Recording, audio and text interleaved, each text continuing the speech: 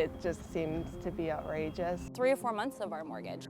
That's about half my paychecks. Childcare costs were up an additional 5% last year, growing faster than inflation, according to the Bureau of Labor Statistics. Childcare still remains persistently high, and it's a cost that a lot of families can't be flexible on. And there's a deeper problem. Providers are trapped in a bind. They can't charge families the true cost of care without pricing them out further, which forces them to pay early educators low wages. That fuels high turnover and a chronic lack of available centers. All of these challenges can look different depending on where you live, which is why we checked in with our team of Hearst reporters across the country. Here in the South, it's not just the cost for families, it's also the access.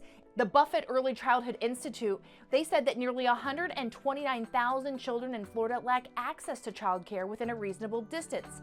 Parents are traveling quite far, 45 minutes, 50 minutes. The gap is especially felt here in Florida's 21st Congressional District. The child care gap is third highest in the state.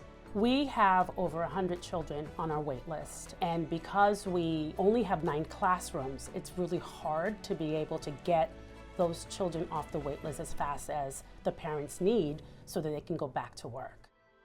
In Milwaukee, childcare may be easier to find, but it eats up a significant portion of parents' incomes.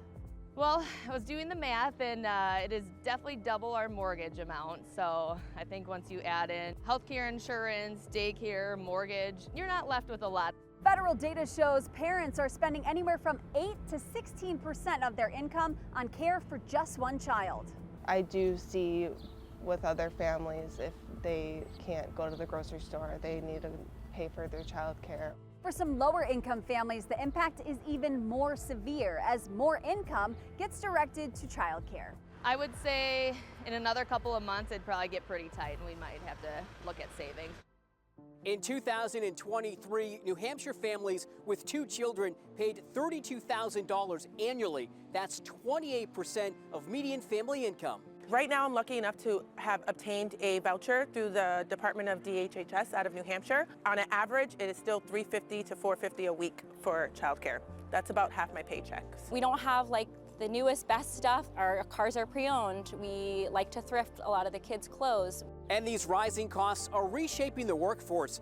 More parents, particularly mothers, are being forced to choose between childcare, cutting back hours, or leaving their job altogether. It just didn't really make any sense anymore. We just decided that, my paycheck as a teacher would be better spent me being home. I was working in social work. I loved it. I would have stayed there forever, but it came to the point where I wasn't making enough money in terms of paying for childcare.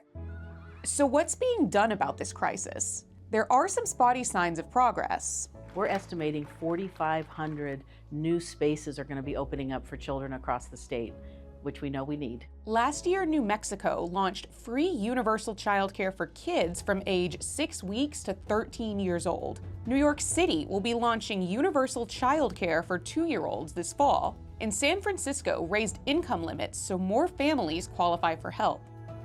But what can you do if relief still feels out of reach? Some parents are finding support through each other, through nanny shares, in-home daycares, and babysitting co-ops. Others are tapping into dependent care FSAs, military childcare programs, and employee benefits. Some may offer subsidies. We have a QR code up on the screen, so scan that to see what resources may be available where you live. Reporting in New York, I'm Allie Jasinski.